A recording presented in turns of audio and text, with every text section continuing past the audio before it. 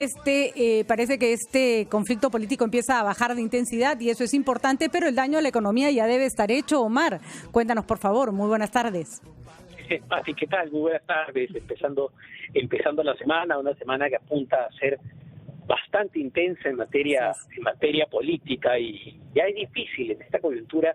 Tú recordarás, había una época en la que hablábamos de las cuerdas separadas, cuando podíamos decir que había conflictividad política, había enfrentamientos de los poderes del Estado, pero la economía se manejaba en una cuerda separada, éramos muy bien vistos en el exterior por nuestro manejo macroeconómico. En algún momento, en el boom de la época de los commodities, se hablaba del milagro peruano y de la estrella. Bueno, han cambiado muchas cosas, ¿no? Si uno ve en retrospectiva, la situación es difícil y más que nunca ya no hay cuerdas separadas. La política tiene efectos claros y directos sobre la economía y ya estamos viviendo, porque ya lo estamos, una crisis económica que es producto de la paralización de la economía, la autoparalización de la economía. Debido a la pandemia hemos tenido que detener la actividad productiva y esto ha generado una crisis económica con el resultado que son millones de puestos de trabajo perdidos y que se están recuperando. La pregunta es, ¿esto está afectando? ¿Va a afectar? ¿Ya afectó? En el corto plazo vemos que hay una afectación directa en un indicador clave, como el precio del dólar. Eso lo vimos en los últimos días, el jueves y el viernes. El precio del billetito verde subió de manera importante, nada de qué preocuparse realmente, era lo que se esperaba, el nerviosismo, la incertidumbre, el no saber qué es lo que va a pasar, una eventual vacancia del presidente de la República. Ojo que hoy se tiene que votar la posible censura de la ministra de Economía, María Antonieta Alba, que quedó un poco en segundo plano con todo el tema de la vacancia, pero eso se debate hoy.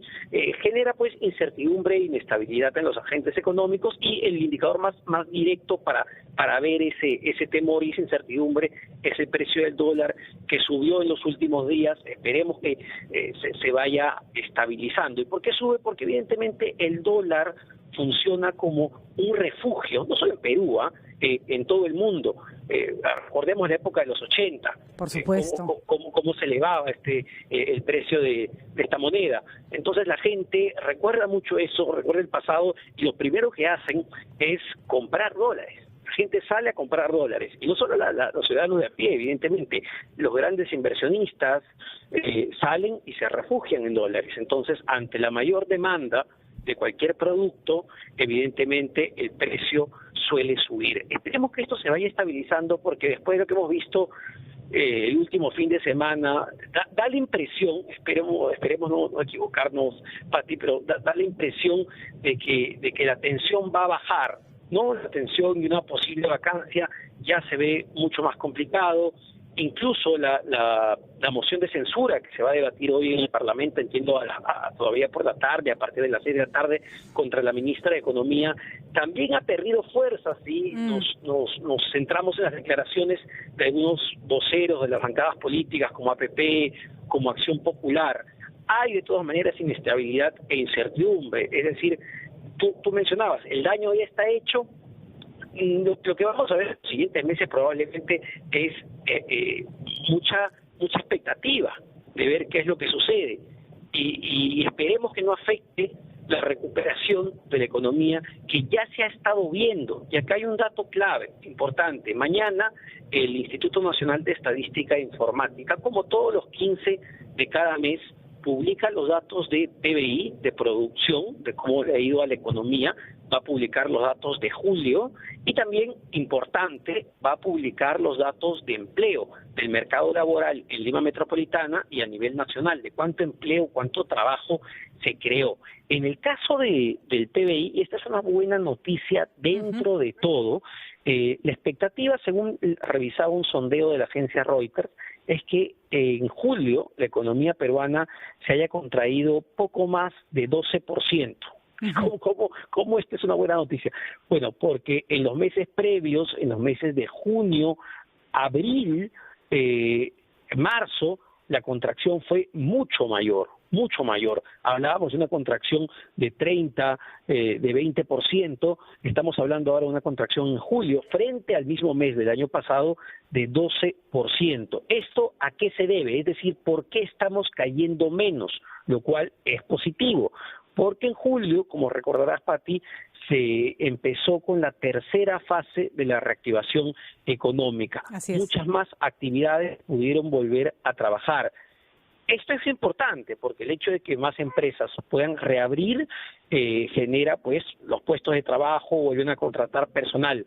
El gran debate es, ¿estamos ya ante un franco proceso de recuperación o solo estamos frente a la reapertura de actividades que evidentemente van a generar que la economía pues le vaya mejor que los meses pasados?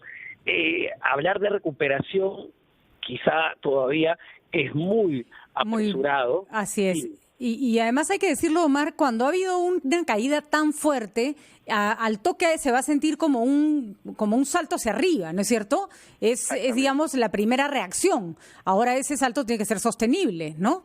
Esa es la palabra clave, Pati, sostenible. ¿Cómo hacemos esa recuperación sostenible? Y ahí es donde entra todo este tema de la crisis política. Así es. Lamentablemente, el nivel de incertidumbre que imprimen los políticos en general, sin hablar de responsabilidades del Congreso, del Ejecutivo, la crisis que estamos viviendo como país, pues le inyecta ese nivel de incertidumbre que lamentablemente impide que esa recuperación sea sostenible. ¿Por qué necesitamos que sea sostenible? Para que lo entiendan, la economía o las acciones se manejan a través de expectativas. ¿Qué espero yo para los siguientes meses, para todo, ¿no? Para la persona que está planeando comprarse quizá un departamento, está planeando comprarse una refrigeradora, que no sé, una empresa que va a contratar personal, el restaurante que quizá quiera ya no operar al 40, sino al 80% y planea contratar más meseros, más cocineros.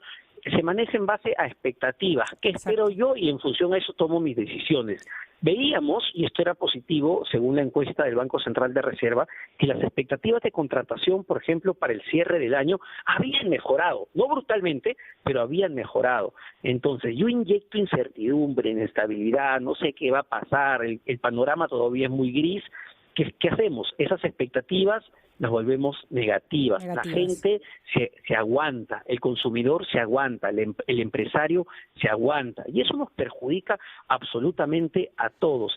En ese contexto, no hay que olvidar esto, la ministra de Economía y el Gobierno espera una recuperación importantísima para el 2021, una cifra de 10% de rebote, cosa que se ha cuestionado desde muchos frentes. Como mucho optimismo, ¿no?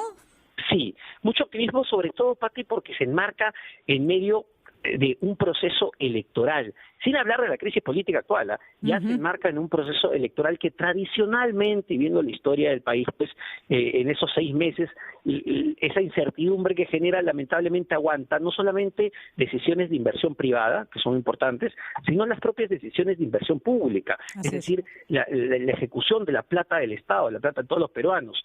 Entonces, ahí nos da un poco de duda. Esperemos que esto se vaya calmando realmente, porque la situación tanto sanitaria no se ha logrado vencer, que es lo más importante en medio de todo, la salud es lo central, y no se ha logrado todavía superar, y no sé si sea muy optimista hablar en este momento de una recuperación económica como señalábamos cuando salgan los datos el día de mañana, porque para hablar de recuperación tendríamos que empezar a ver otros indicadores mucho más, como tú decías, fuertes y sostenidos en el tiempo. Además, recordemos, Omar, que uno de los grandes problemas que tiene que enfrentar la ministra de Economía es haber iniciado este proceso cuando recién empezaba la pandemia con un optimismo de estamos preparados que después le reventó en la cara, ¿no? Entonces hay que tener cuidado porque se crean expectativas, la población se fía de ellas y después las cosas no salen como uno quisiera. El realismo, que sea duro, es el mejor compañero en este caso, ¿no?